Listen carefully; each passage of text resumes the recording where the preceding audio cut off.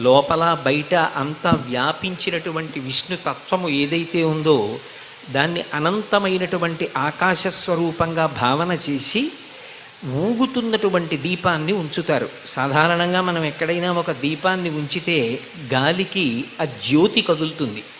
కానీ ఆకాశ దీపం దగ్గరికి వచ్చేటప్పటికి మాత్రం మనం స్తంభానికి అమర్చి పైకెత్తినటువంటి దీపం ఏదైతే ఉంటుందో అది తులాయాం దొలయా సహా.